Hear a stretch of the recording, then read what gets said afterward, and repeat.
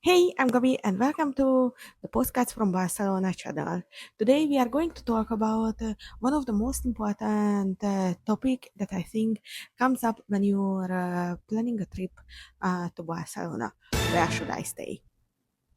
I know this might not seem so important question for a lot of people, but I think if you pick the wrong place to stay, it can ruin your whole trip.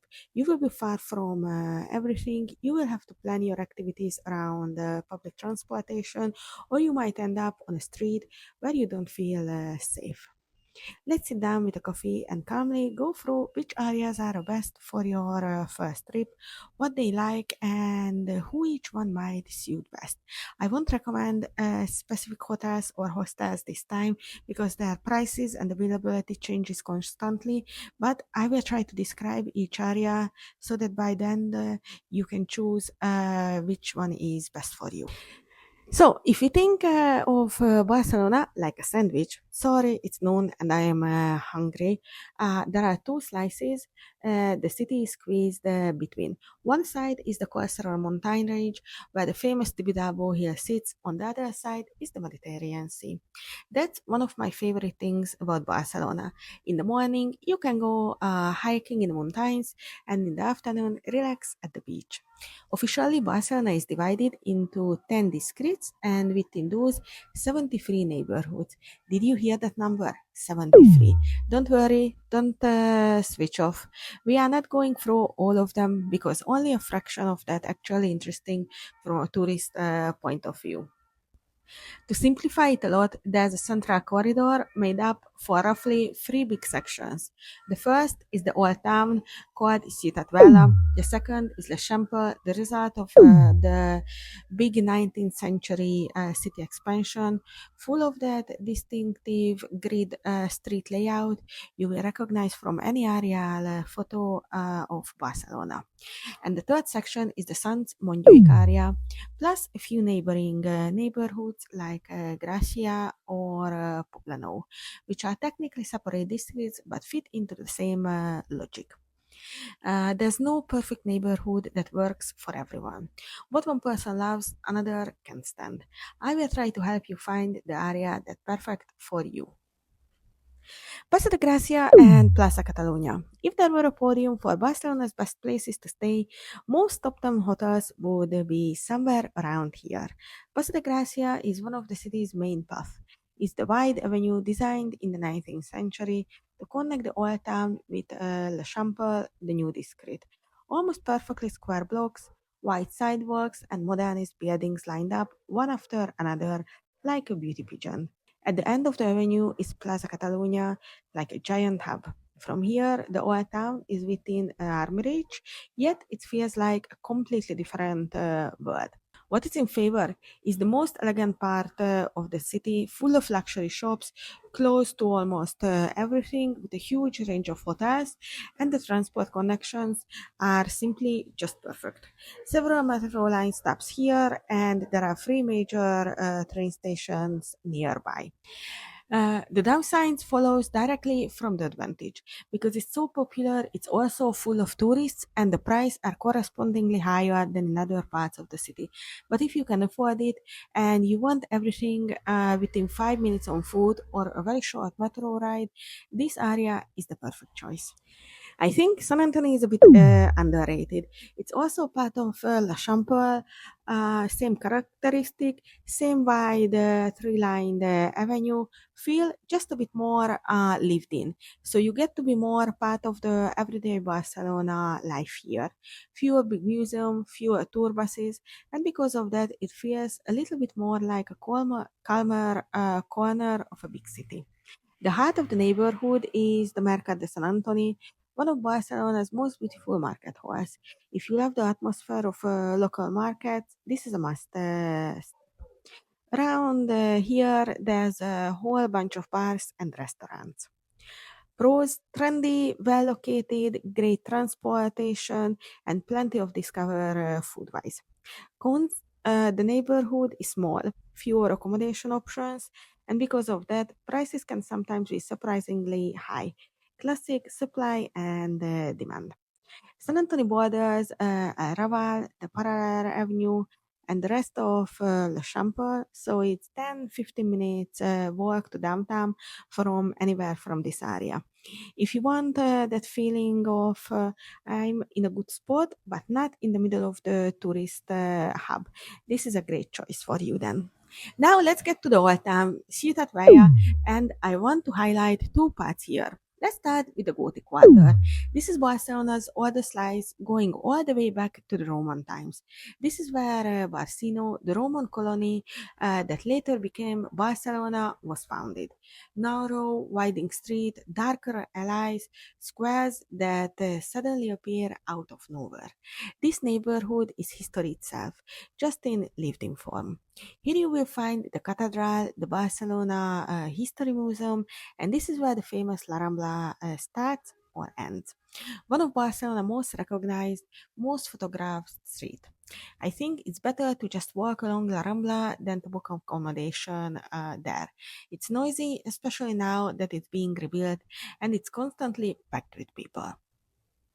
But back to the Gothic Quarter, it's full of tiny bars, small restaurants, and squares where you can simply sit and watch people walk by. Plaza Real is exactly that kind of place. Sometimes festivals liven things up too, which is great on one hand, but can make evenings noisier. So if you want a peaceful sleep, it's worth keeping that in mind when booking the accommodation.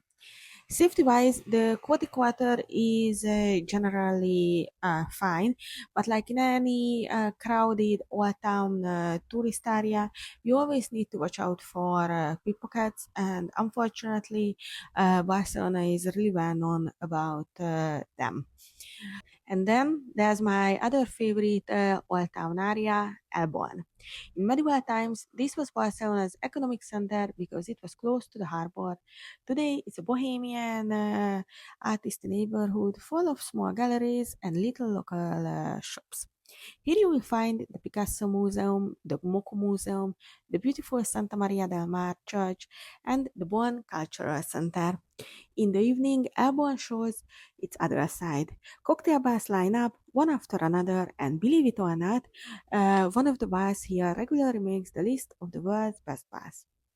Transport is fine too. Two important metro stations nearby, so you can get pretty much anywhere from here. To sum up the old town, the Gothic Quarter and Elbon are the two most important parts. I would recommend first if you love historic atmosphere, narrow street, and evening walks. I haven't mentioned two other old town neighborhoods yet, La Barceloneta and El Raval. La Barceloneta has gorgeous beaches, but it's important to read the reviews of your accommodation since there are a lot of party spots here, clubs, and so on, so nights can be very noisy. Raval is very central, right next to La Rambla, but the safety situation is more of an issue than in other areas of Barcelona. Now let's move up the map a bit to Gràcia, specifically its center called Vila de Gràcia. This used to be its own independent village that the city later absorbed, but luckily it kept its real character. There are no huge monumental buildings here. Instead, narrow, straight streets, small squares like Plaza del Sol or Plaza de Vila de Gracia, and cafes and bars on every corner. Gracia probably has the most local feel of everything on this list. Nothing here was built for tourists. Real Barcelona residents actually live, eat, drink, and walk around here. Plus, this is where one of Gaudi's early last photograph works is Casa Vicens, and it's not far from the famous Park Güell either. Very safe, walkable, with a lively nightlife, but without the kind of crowding you get in the old town. The downside is fewer accommodation options, and the further you go from the side closer to Paso de Gracia, the more you should check how good the public transport connection is, since Gracia is quite a big neighborhood. If you're after the feeling that real people actually live in the area, it's not just for tourists, Gràcia is an excellent choice. The fifth big area I would highlight is Sants-Montjuïc district, specifically two clearly defined parts: the area around Plaza España and Sants train station, and the stretch along Parallel Avenue. This isn't a central area in the strict sense, but it's very well connected.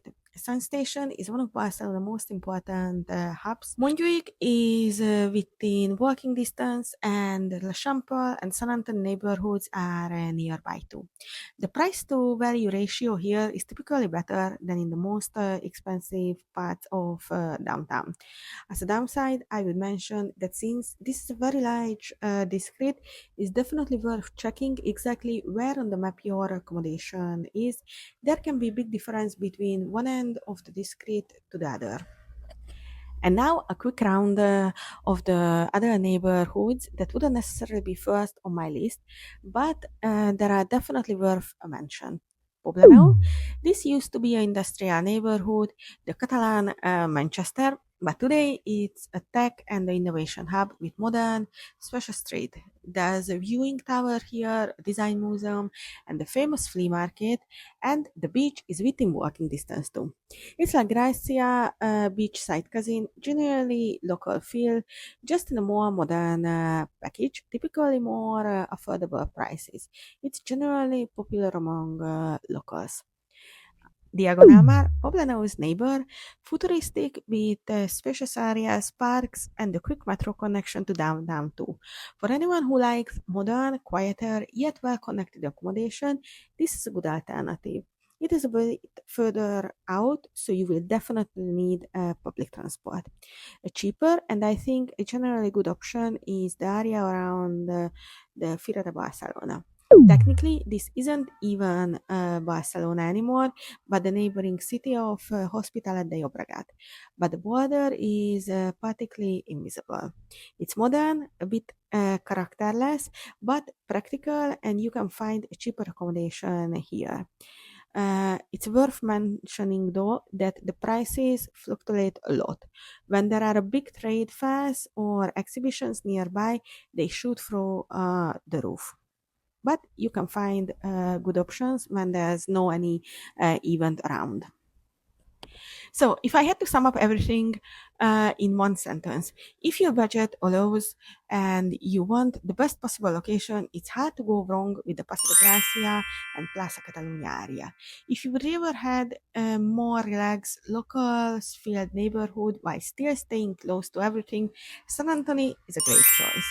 For lovers of historic atmosphere, there's the Gothic Quarter and Elborn, while Gràcia is for those who want to experience what everyday life in Barcelona is really like.